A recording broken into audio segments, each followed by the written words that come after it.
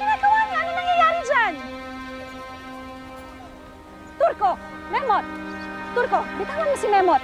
Ano ba yan, ha? Memot, halika dito. Okay ka lang ba? Diyos ko po. Ano ba nangyayari dito, ha? Ano ba? Bakit kayo nag-aaway? Sabi ng tatay ko, halimaw ang mga atubaw.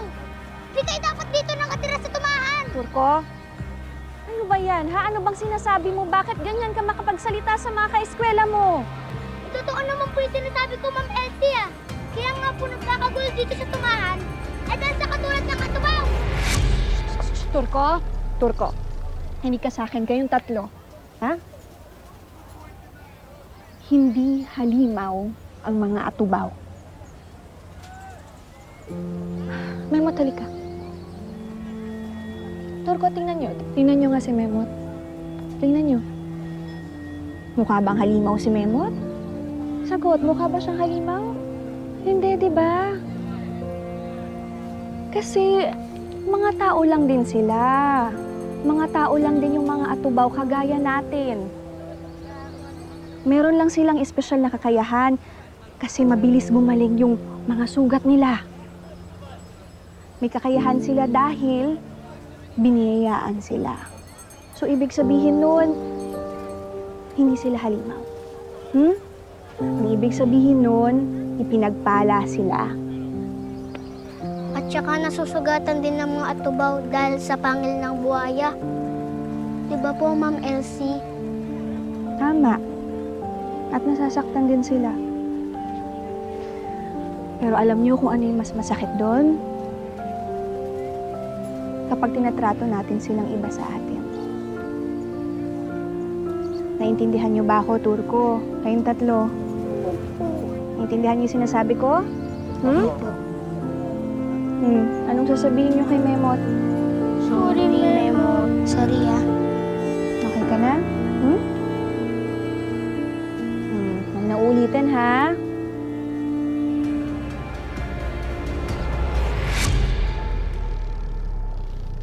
I see. So, hindi mo na talaga kakayanin magbangkil?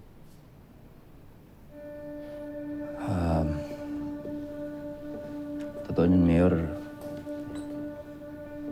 Iniisip ko lang ho kasi na ngayon ho na magpapakasal na ho kami. Baka ho dapat mas ituon ko yung oras ko sa magiging pamilya ko. Ganun ba? Okay. Naiintindihan ko naman. Darating talaga ang panahon na mga kamay bibitiw din. Lahat ng apoy may hangganan din. Kahit naman ako, kahit nasa sitwasyon mo, ganun din ang gagawin ko. Mayor, pasensya na ho talaga kayo, ha? Pero,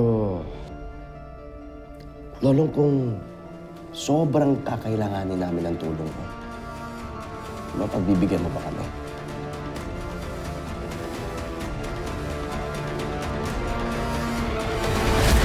Lolong kung sobrang kakailanganin namin ng tulong mo, mapagbibigyan mo ba kami? Baka naman. Tungkol ho sa bagay na yan, Mayor, baka importante lang ho na ipaalam ko ho kay Elsie. Oo, tama nga naman. Naiintindihan ko. But anyway, congratulations sa inyong dalawa sa kasal niyo bukas. Masaya ako para sa iyo. Maraming salamat ho, Mayor.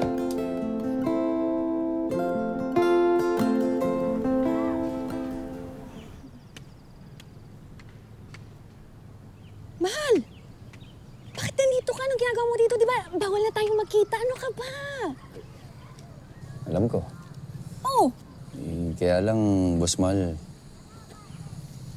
hindi ko matiis na hindi ka makasama kahit isang araw lang.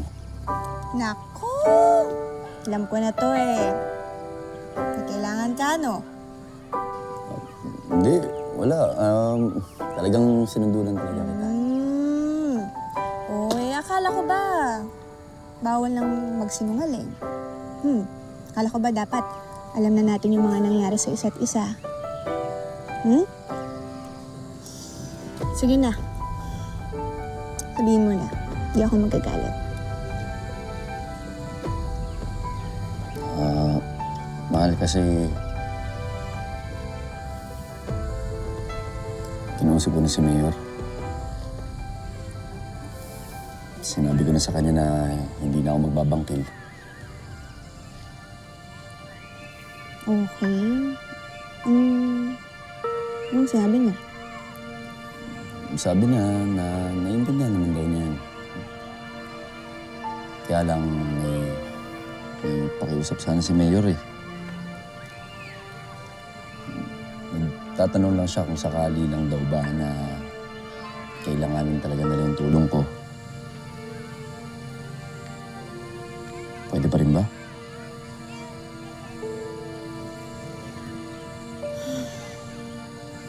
Mahal. Akala mo ba talaga ayaw ko yung pagtulong mo? Hindi ba? Mahal, ang ayoko lang yung mapahamak ka. Siyempre ayoko naman na basta-basta mo na lang na tinatapon yung sarili mo sa kahit na anong laban. Eh siyempre, ayoko namang mabiyuda agad, no? Ikaw naman. Ibig sabihin, Hmm. pwede pa ako magbangkil.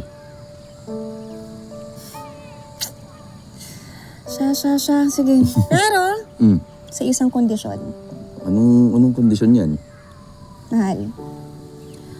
Kapag alam mong delikado, kapag alam mong alanganin na, at pwede kang mamatay, takbo. Okay? Alis, sibat. Okay? Pangako mo yan. At isa pa, mahal, yung mga nangunguha ng atubaw, alam nila yung kahinaan ninyo. Gumagamit sila ng pangil ng buwaya. Kaya please, kapag nakita mo nang may hawak sila na pangil, huwag mo nang isugal yung sarili mo. Kaya huwag mo itala yung buhay mo.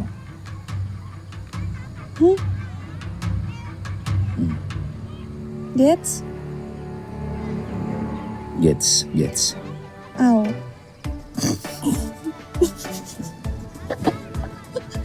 Corny. Sorry. Sige na, libre mo na akong pares. Bakit naman pares? Eh, syempre, ito na yung last date natin.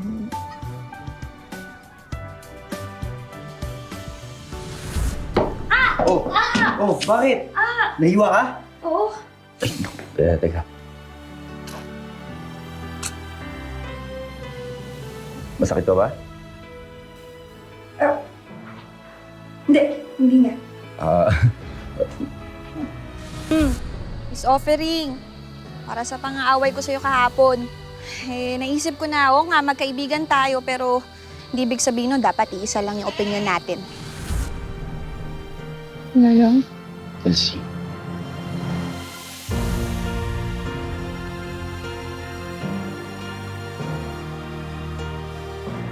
Ano ba naman yan? Pati piski mo kumakain.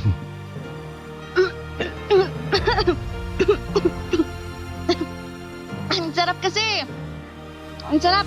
Alam mo kung saan ako masaya. Saan? Dun sa parte na lagi mong sinasakyan yung kagagahan ko, yung pagiging kakaiba ko, di ba? Pero tingnan mo naman, kahit kailan, di mo ako iniwan. Lolo, ayokong magmahal lang ng isang tao na alam kong sasayangin lang yung buhay ko. Ayokong pareho kaming magsisi sa huli. Nagsisisi ka ba sa naging desisyon mo? Hindi. Kasi ikaw ang pinili ko. Pero, Boss Mal, bakit naman last date yan? Ganun talaga. Kasi, ito na yung last date natin na magjowa. Dahil bukas, asawa na kita. Di ba? Ano pa hinihintay mo? Pagpares na tayo. Halika na. Halika na, Paris. Sa Paris? Paris? Oo. Paris? Halika. Halika na.